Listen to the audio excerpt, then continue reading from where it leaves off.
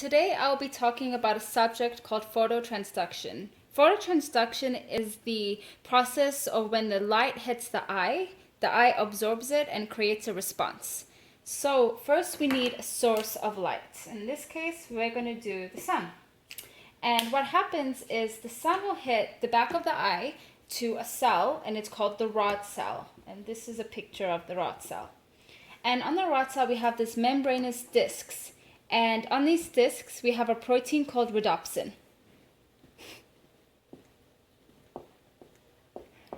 Rhodopsin is composed of 7 subunits. These 7 subunits are called the 11-cis retinal. So what happens is the light hits the rhodopsin, and the retinal on the rhodopsin changes its shape. So it comes here, and it goes from 11-cis retinal to trans retinal. And when the retinal changes shape, so does the rhodopsin. So the rhodopsin will also change the shape. This is going to start a series called the phototransduction cascade. Attached to the rhodopsin is transducin, also known as G protein. Transducin is made out of 3 parts. We've got the alpha, the beta, and the gamma. What happens when the rhodopsin changes shape is it separates itself from the rhodopsin. So now we have alpha, beta, and gamma attached to GDP. And then, as soon as it attaches, GDP converts to GTP. This conversion causes alpha to separate from the rest of the transducin and bind itself to a protein also on the membranous disc called phosphodiesterase. We're going to call it PDE because it's a lot easier to say. And once PDE binds to the alpha molecule, it will become activated. So in the rod cell, we have these nucleotides. They're called cyclic GMP. GMP. And what happens when the PD is activated is it decreases the concentration of cyclic GMP and turns it into just regular GMP. So we have these just converting to GMP. But right now we have cyclic GMP attached to the channels of the cell. And anytime cyclic GMP is attached to the channels will open and allow potassium to go outside and sodium and calcium to go inside the cell. Potassium always goes outside at a faster rate than calcium and sodium. So eventually, GMP will take over cyclic GMP.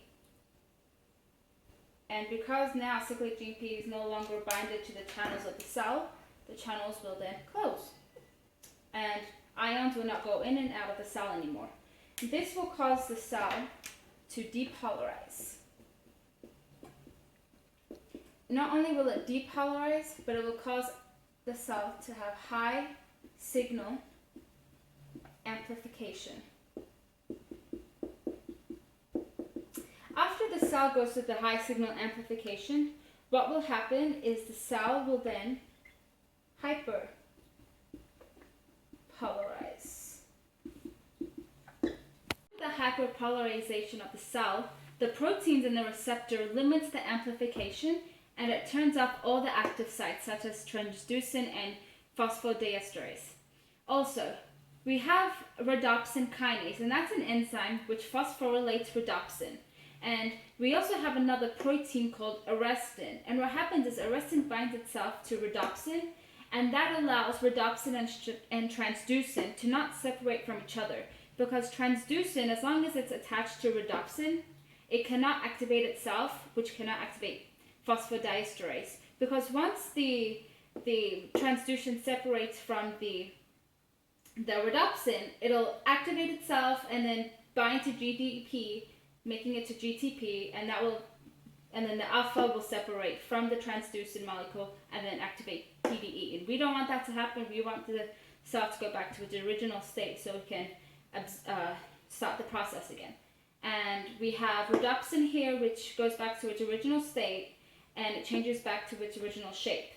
Finally, The enzyme guanylate cyclase, it builds up the concentration of cyclic GMP. So what happens is it increases the concentration of cyclic GMP and decreases the concentration of GMP in the cell. And that is our final stage of phototransduction.